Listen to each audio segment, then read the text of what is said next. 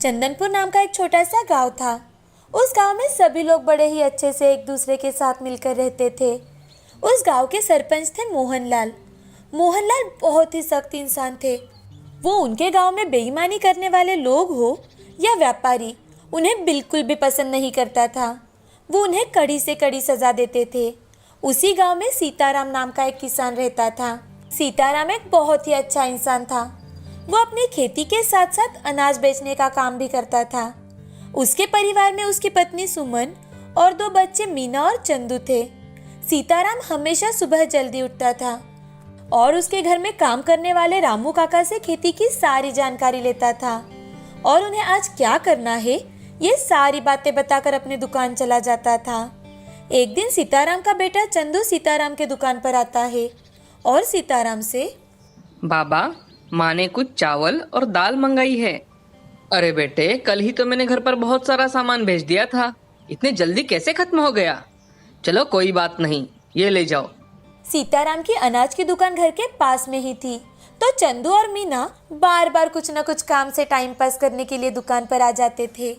बाबा, माँ ने आज कुछ सामान मंगवाया है। नहीं नहीं बाबा, माँ ने तो आज बहुत सारा सामान मंगवाया है। अरे लगता है तुम्हारी माँ तो पूरी दुकान ऐसे ही खाली करके छोड़ेगी। कल चावल, आज कुछ और। सारा सामान घर पर ही इस्तेमाल कर लोगे तो मैं ग्राहकों को क्या बेचूंगा। ये लो सामान और अब जल्दी घर जाओ। और बाबा, मम्मी ने कहा है कि शाम को आते वक्त 1 किलो मिठाई लेकर आना, और नहीं लाए तो समझ लेना कि आज आपको खाना ही नहीं मिलेगा। हाँ हाँ, जाओ निकलो यहाँ से। बिल्कुल अपनी माँ की तरह होते जा रहे हैं दोनों के दोनों। सीताराम की दुकान अच्छी खासी चलती थी। वो अपनी पत्नी और बच्चों के साथ खुशहाल जीवन बिता रहा था, लेकिन उसके खुशहाल परिवार को संग्राम की नजर लग गई। संग्राम गांव में अपने परिवार के साथ नया नया रहने आया था। शहर की नौकरी छूटने के बाद वो अपने माँ पिताजी की बात मानकर गांव में आया था और वो गांव में कोई नया बिजनेस शुरू करना चाहता था। इस गांव में तो मिठाई की 4-5 दुकानें हैं और बर्तन की भी 3-4 दुकानें हैं, कपड़ों की भी दुकान है। क्या किया जाए? अरे हाँ, यहाँ तो अनाज की सिर्फ एक ही दुकान है। मुझे अनाज की ही दुकान खोलनी चाहिए। संग्राम ने जल्दी ही अपनी अनाज की दुकान खोली, लेकिन उसके दुकान पर कोई अनाज खरीदने के लिए नहीं जा रहा था। सब सीताराम के दुकान पर ही अनाज खरीदने जाते थे। अरे, अब दिवाली जैसा त्योहार आने वाला है और मेरे दुकान से कोई अनाज ही नहीं खरीद रहा। सबसे पहले तो मुझे इस सीताराम के बच्चे को मेरे रास्ते से हटाना होगा। पता नहीं लोगों पर इसने क्या जादू किया है, सबके सब उसी की दुकान में जाते हैं। कोई भी आदमी मुझसे अनाज नहीं खरीदना चाहता। मुझे अब ऐसा कुछ करना होगा ताकि ये जल्द से जल्द गांव छोड़कर भाग जाए। एक दिन देर रात के समय सीताराम अपनी दुकान बंद कर घर जाने लगता है कि तभी संग्राम भेष बदलकर सीताराम की दुकान के पास आता है और सीताराम से, अरे सीताराम जी, आप ही है ना भाई? मैं पड़ोस के गांव से आया हूँ। मैंने तुम्हारे दुकान के सामान के बड़े चर्चे सुने हैं। अब मेरी बेटी की अगले महीने शादी है तो मुझे ढेर सारा अनाज लगेगा। अच्छे दाम लगा कर देना भाई। आपको सारा सामान जरूर मिल जाएगा भाई साहब। और हाँ, आपने बिल्कुल सही सुना है। हमारे गांव में किसी का भी विवाह हो या कुछ प्रोग्राम, सारा अनाज हमारे ही दुकान से जाता है। संग्राम सीताराम से बहुत सारा अनाज खरीदने की ऑर्डर देता है और कुछ पैसे भी एडवांस देकर अपने घर चला जाता है। इधर सीताराम को इतनी बड़ी ऑर्डर मिली है, इसी कारण वो बहुत खुश था। लेकिन अब उसे कुछ अनाज खरीदना था, तो सीताराम अपने घर से सारे पैसे लेकर बाकी का अनाज खरीद लेता है। इधर संग्राम सीताराम पर नजर लगाकर ही था। जैसे ही सीताराम सारा अनाज अपने दुकान में लेकर रख देता है, संग्राम उसी रात सीताराम की दुकान को आग लगा देता है। दुकान को आग लगी देखकर कुछ लोग सीताराम के घर भागते हुए जाते हैं और एक आदमी सीताराम का दरवाजा खटखटाते हुए, अरे सीताराम भाई, जल्दी बाहर आओ, जल्दी बाहर आओ भाई, आपके दुकान को आग लग गई है। उस आदमी की बात सुनकर तुरंत ही सीताराम दौड़ते हुए बाहर आता है और उस आदमी के साथ दुकान की ओर जाता है। वहां जाकर देखता है तो पूरी दुकान जलकर राख हो चुकी थी। सामने अपनी दुकान को जलता देखकर सीताराम चक्कर आकर नीचे गिर जाता है। वहाँ के लोग सीताराम को तुरंत ही शहर के अस्पताल में लेकर जाते हैं। डॉक्टर सीताराम को देखकर उनके साथ आए लोगों को बताते हैं, अरे इन्हें तो दिल का दौरा पड़ा है, हमें इनका तुरंत ऑपरेशन करना होगा, नहीं तो इनकी जान को खतरा है। आप इनके घर वालों को जल्द ही बता दीजिए। तभी वहाँ सीताराम की पत्नी सुमन अस्पताल में आती है। सीताराम के साथ वाले लोग डॉक्टर ने बताई सारी बात सुमन को बताते हैं। सुमन डॉक्टर के पास जाकर, डॉक्टर साहब आप तुरंत ही इनका ऑपरेशन कर दीजिए, मैं पैसों का बंदोबस्त कर दूंगी। डॉक्टर साहब बस आप इनकी जान बचा लीजिए। डॉक्टर सुमन की बात सुनकर सीताराम का ऑपरेशन करने के लिए चले जाते हैं। सुमन अब सीताराम के साथ आए लोगों के साथ थिएटर के बाहर भगवान का नाम लेते हुए बैठ जाती है।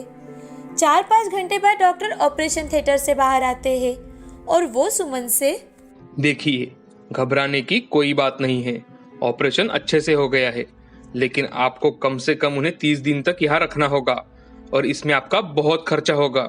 जी डॉक्टर साहब आप पैसों की चिंता मत कीजिए, मैं आपके अस्पताल के सारे पैसे चुका दूंगी।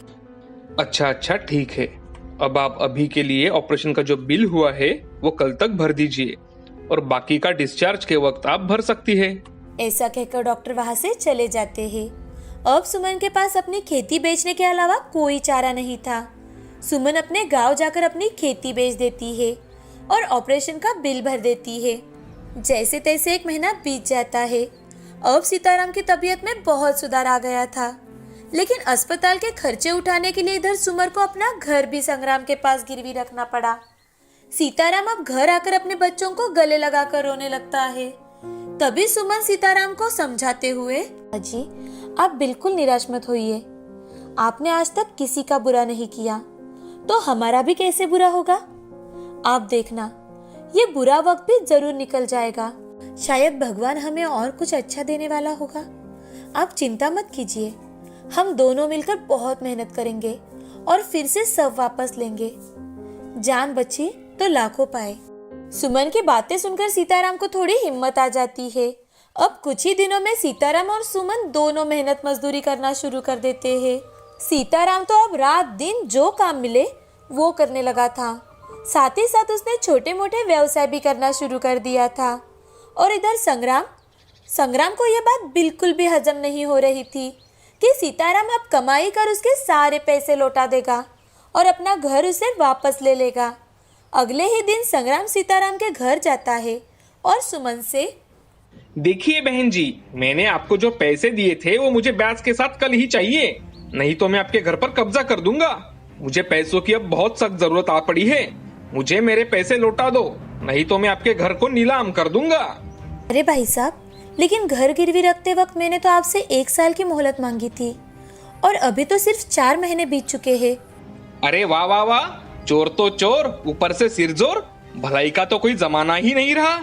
एक तो मैंने तुम्हारी मदद की, ऊपर से तुम मुझे ही सिखा रही हो। वो कुछ नहीं, मुझे कल के कल मेरे पैसे वापस चाहिए, नहीं तो आपको घर खाली करना पड़ेगा, समझी? और मैं कल ही सरपंच जी को लेकर यहाँ आ जाऊंगा। इधर सुमन और सीताराम के पास अपना घर बचाने इतने पैसे नहीं थे। अब घर छोड़ने के अलावा दोनों के पास कोई रास्ता नहीं था। अगले ही दिन संग्राम सरपंच जी को लेकर सीताराम के घर आता है। सीताराम, मैं तुम्हें अच्छे से जानता हूँ, तुम एक बहुत ही अच्छे आदमी हो, लेकिन तुम्हें संग्राम के पैसे तो लौटाने ही होंगे, और अगर तुमने इनके पैसे नहीं लौटा पाए तो तुम्हें अपना घर खाली करके इस गांव को छोड़ना होगा। सीताराम सरपंच जी की बात सुनकर दंग रह जाता है। उसे कुछ भी समझ में नहीं आ रहा था, लेकिन उस गांव में अगर सरपंच जी एक बार अपना निर्णय सुना दे तो कोई कुछ नहीं कर पाता था। तो सीताराम अपने घर से कुछ सामान साथ लेता है और अपने परिवार को लेकर गांव छोड़ देता है। बाबा अब हम कहाँ जाएंगे? पता नहीं बेटी, हमारा तो कोई रिश्तेदार भी नहीं है, हम लोग कई साल से इसी गांव में रहते आए हैं। सुमन, तुम इस बैग में क्या लेकर आई हो? जी वो घर में थोड़े चावल बचा कर रखे थे, वही लेकर आई हूँ। कहीं रास्ते में रुककर आग जला लेंगे और चावल पका लेंगे, कम से कम बच्चे भूखे तो नहीं रहेंगे। सीताराम का परिवार पूरे दिन तक चलता रहा। जब अंधेरा होने लगा तो वो लोग एक पेड़ के नीचे रुक गए। तभी सीताराम अपने बच्चों से, देखो बच्चों, मुसीबत के समय भी हमें हमेशा हंसी खुशी से रहना चाहिए। कठिनाइयां भी जीवन का एक हिस्सा है। जब तक हमें कहीं आसरा नहीं मिल जाता तब तक हम इस सफर को एक छोटी सी ट्रिप समझकर निकाल लेंगे। वो एक रात सीताराम का परिवार जंगल में ही बिताते हैं। अगले दिन वो एक गांव के पास पहुंच जाते हैं और शाम तक वो सभी मिलकर अपने लिए एक छोटी सी झोपड़ी तैयार कर लेते हैं। सीताराम की पत्नी झोपड़ी के बाहर आग जलाकर चावल पकाने लगती है और सीताराम वो बच्चों को सोने के लिए पेड़ के पत्ते निकालकर एक जगह बिछाने लगता है। तभी एक बूढ़ी औरत उनके पास आती है और उनसे, बेटा, मैं और मेरे पति 5 दिन से भूखे हैं, क्या ये चावल तुम मुझे दोगे? मेरे पति मर जाएंगे अगर उन्हें आज खाना नहीं मिला तो। माँ जी, हमारे पास देने के लिए कुछ भी नहीं है। सुमन, मुझे लगता है ये बूढ़ी माँ बहुत भूखी है, हमें अपने चावल इन्हें दे देने चाहिए। लेकिन अगर हम ये चावल भी इन्हें दे देंगे तो हम और बच्चे क्या खाएंगे? अरे भाग्यवान, आज की रात हम पानी पीकर ही निकाल लेंगे। मैं कल सुबह गांव जाकर कुछ ना कुछ काम ढूंढ लूंगा और खाने के लिए ले आऊंगा। ईश्वर पर भरोसा रखो, हमसे ज्यादा बूढ़ी माँ को इस चावल की जरूरत है और जरूरतमंद की मदद करना ये हमारा फर्ज है। सीताराम बूढ़ी माँ को सारे चावल दे देता है। उस रात सीताराम का पूरा परिवार भूखा ही सो जाता है। सुबह उठते ही चंदू और मीना जोर जोर से रोने लगते हैं। माँ, हमें बहुत भूख लगी है माँ, कुछ खाने को दे दो ना माँ। सीताराम बच्चों की बात सुनकर तुरंत ही गांव की ओर काम ढूंढने के लिए निकल जाता है। तभी रास्ते में उसे वही बूढ़ी माँ मिल जाती है जिसे कल रात सीताराम ने चावल दिए थे। बेटा, तुम वही आदमी हो ना जिसने हमारी कल रात मदद की थी? इसीलिए मैं तुम्हें इसके बदले में प्रेशर कुकर देना चाहती हूँ। सीताराम कुछ कहे उससे पहले ही वो बूढ़ी माँ सीताराम को कुकर देकर गायब हो जाती है। अरे, ये बूढ़ी माँ कुकर देकर कहाँ गायब हो गई? अब मैं इस खाली कुकर का क्या करूंगा? देना था तो कुछ खाने का सामान ही देकर जाती, और वो अचानक गायब कैसे हो गई? चलो कोई बात नहीं, कुछ उबालने में मदद तो हो जाएगी। उस दिन सीताराम पूरा दिन काम ढूंढता है लेकिन उसे कहीं पर भी काम नहीं मिलता। शाम को घर आते वक्त सीताराम को एक जगह कुछ कंदमूल दिखाई देते हैं। वो उसमें से कुछ अपने साथ ले लेता है और घर आकर सुमन से, सुमन, आज कहीं काम नहीं मिला, लेकिन रास्ते से आते वक्त मुझे ये कुछ कंदमूल मिले हैं। आज हमें इससे ही काम चलाना पड़ेगा। वो तो ठीक है, लेकिन ये कुकर कहाँ से मिला आपको? अरे हाँ, वो बूढ़ी माँ कल हमारे पास आई थी ना, वही ये कुकर देकर गई है। अब ये कच्चे कंद ही कुकर में उबाल लो, फिर खाते हैं। सुमन उस कंद को कुकर में डालती है और कुछ सीटी लगने के बाद जब सुमन ने कुकर खोलकर देखा तो उसके तो होश ही उड़ गए। कच्चे कंद सोने में बदल चुके थे। उसे देखकर सुमन, अजी देख रहे हैं आप, ये कैसे हो सकता है भला? सीताराम सुमन को कुकर में और कुछ चीजें उबालने के लिए देता है और देखने के लिए कहता है। जो भी कुकर में डालकर उबाला जाता वो सोने में बदल जाता। ये सब देखकर सीताराम और सुमन बहुत खुश हो जाते हैं। सीताराम उसमें से कुछ सोना बेच देता है। सीताराम का परिवार पड़ोस के गांव में जाकर रहने लगता है और सोना देने वाले कुकर की मदद से वो उस गांव में जमीन खरीद लेता है और फिर उसी गांव में एक अनाज की दुकान भी खोल लेता है। साथ ही साथ सीताराम उस गांव के गरीब लोगों की भी मदद करता है। सीताराम उस जादुई कुकर का इस्तेमाल सिर्फ जरूरत आने पर ही करता था। अब सीताराम का नाम दूर दूर तक लोग लेने लगे थे। सीताराम के दरियादिली की हर तरफ चर्चा थी।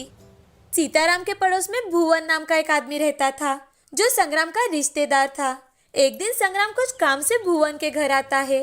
तभी भुवन संग्राम से, अरे संग्राम भाई, आज बहुत दिनों बाद कैसे आना हुआ? घर पे सब कुशल मंगल तो है ना? हाँ हाँ भुवन भाई, सब कुछ कुशल मंगल है। व्यापार के सिलसिले से यहाँ गुजर रहा था तो सोचा आपसे मिलता चलूं। अरे बहुत अच्छा किया, आओ कुछ देर आराम करो। तभी संग्राम की नजर भुवन के पड़ोस में एक बड़े से घर पर पड़ती है और संग्राम भुवन से, अरे भुवन भाई, आपके पड़ोस में कोई बड़े व्यापारी रहने आए हैं क्या? बहुत ही आलीशान घर बनाया है। अरे हाँ संग्राम भाई, वो व्यापारी तो है ही, साथ में बहुत ही नेक इंसान भी है। सबकी मदद कर देते हैं हमारे सीताराम भाई। हमें भी कई बार उन्होंने सहायता की है। बड़े अच्छे दिल के इंसान हैं। हमें तो अपने आप को खुशनसीब समझते हैं कि सीताराम भाई जैसे पड़ोसी हमें मिले हैं। संग्राम सीताराम का नाम सुनकर चौंक जाता है और भुवन से, क्या वो पहले से ही तुम्हारे गांव में रहते हैं? अरे नहीं, बस यही कुछ 2 साल हुए हैं उन्हें यहाँ आकर। क्यों, क्या बात है संग्राम भाई? अरे नहीं नहीं, मैंने तो ऐसे ही पूछ लिया। थोड़ी ही देर में सीताराम अपने घर आता है। सीताराम को देखकर संग्राम आग बबूला हो जाता है और मन में सोचने लगता है, अरे ये सीताराम ने 2 साल में इतने सारे पैसे कैसे कमाए होंगे? मैंने तो उसे गांव से भिखारी बनाकर छोड़ दिया था, फिर ये अचानक इतना अमीर कैसे बन गया? जरूर दाल में कुछ काला है, मुझे असलियत का पता लगाना ही होगा। शाम को खाना खाने के बाद संग्राम और भुवन बाहर ही खटिया डालकर सो जाते हैं। जैसे ही भुवन सो जाता है, संग्राम सीताराम के घर में चोरी छुपे चला जाता है और खिड़की से झांक कर देखने लगता है। सीताराम और उसकी पत्नी दोनों बातें कर रहे होते हैं। वो उनकी सारी बातें चोरी छुपे सुनने लगता है। अरे भाग्यवान, हमें अपने जादुई कुकर से आज कुछ सोना बनाना पड़ेगा, क्योंकि मुझे 2-3 दिन बाद अनाथ बच्चों के स्कूल के लिए पैसे देने हैं। अब हमारे पास ये जादुई कुकर है, तो हमें हो सके उतनी सबकी मदद करनी चाहिए, ताकि बेघर लोगों के भी चेहरे पर मुस्कान आए। जी हाँ, आप बिल्कुल सही कह रहे हो। अगर उस बूढ़ी माँ ने हमें जादुई कुकर नहीं दिया होता तो पता नहीं हमारा क्या होता। आज इस जादुई कुकर की वजह से ही तो हम अमीर बन पाए हैं, साथ ही गरीब लोगों की मदद भी कर पाए। रुक जाइए, मैं अभी कुकर लेकर आती हूँ। इधर जादुई कुकर की बातें सुनते ही संग्राम की आंखें बड़ी हो जाती है। संग्राम चुपके से खिड़की से देखने लगता है कि कैसे सीताराम और उसकी पत्नी जादुई कुकर की मदद से सोना बना रहे हैं। उनका सारा काम होने के बाद सीताराम जादुई कुकर से बनाया हुआ सोना एक जगह रख देता है और जादुई कुकर वहीं पर रखकर सोने चला जाता है। थोड़ी देर रुककर संग्राम चुपके से सीताराम के घर में आता है और जादुई कुकर उठाकर वहां से चला जाता है। अगली सुबह जल्दी ही संग्राम भुवन से जाने की बात करता है और अपने घर की ओर निकल पड़ता है। इधर सीताराम और सुमन जब सुबह उठते हैं तो उन्हें अपना जादुई कुकर कहीं नहीं दिखाई देता। सुमन बहुत रोने लगती है। तभी सीताराम सुमन से, अरे भाग्यवान, शायद जादुई कुकर हमारे पास इतने ही वक्त के लिए था। अब उसने हमें बहुत कुछ दिया है। अब हम अपने व्यापार से कमाई करके भी लोगों की मदद कर सकते हैं। और हाँ, एक बात तो बताना मैं तुम्हें भूल ही गया। हमारे गांव में जो अपना घर और जमीन थी, वो मैंने सरपंच जी से बात करके संग्राम को उसके पूरे पैसे देकर फिर से खरीद ली है। अब अगले दिन ही हम हमारे गांव में फिर से वापस जाएंगे। अरे ये सच में बहुत खुशी की बात है। उस जादुई कुकर ने सच में हमें हमारी सारी चीजें लौटा दी है और पहले से कई ज्यादा धनवान भी बना दिया है। हम कल ही हमारे गांव जाएंगे। कल क्यों, हमें तो अभी जाना चाहिए।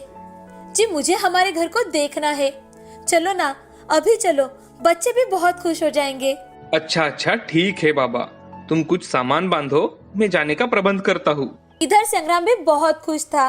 वो अपने घर खुशी खुशी लौट आता है और जादुई कुकर में कुछ चावल डालकर उन्हें उबालने रखता है और सीटी होने की राह देखता है। वो जादुई कुकर से सोना निकालने के लिए बहुत ही ज्यादा उत्साहित था। उसके मन में बहुत लालच आ गया था। अरे कब होगी इसकी सीटी? हो जा, जल्दी से हो जा। अब मैं बहुत बड़ा आदमी बनने वाला हूँ, सबसे बड़ा अमीर आदमी। थोड़ी ही देर में सरपंच जी संग्राम के घर के बाहर आते हैं और संग्राम को आवाज लगाते हैं। उनकी आवाज सुनकर संग्राम घर के बाहर आता है और सरपंच जी से, अरे क्या हुआ सरपंच जी, क्यों इतनी जोर जोर से आवाज लगा रहे हो? अरे संग्राम, सीताराम की घर की जो चाबियां है वही लेने आया हूँ। सीताराम अब फिर से यही रहने वाला है। उसने तो तुम्हें तुम्हारे पूरे पैसे देकर फिर से घर खरीद लिया है ना। चलो वो चाबियां मुझे दे दो। अच्छा ठीक है, अभी ला कर देता हूँ। बुढ़ाऊ, तुझे क्या पता, अब उसके पास जादुई कुकर नहीं रहा, अब तो उसे गांव में आना ही था। संग्राम घर के अंदर जाता है और चाबियां लेकर घर के बाहर सरपंच जी के पास जाता है।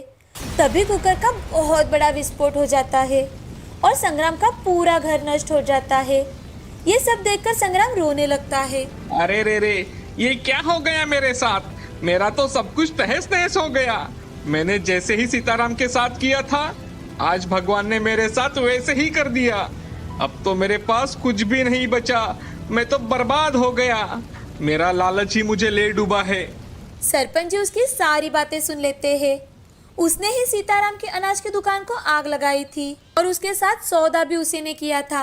ये सारी बातें सुनकर सरपंच जी और गांव के लोगों ने संग्राम को गांव से बेदखल कर दिया और सीताराम को बड़े सम्मान के साथ गांव में स्वागत किया।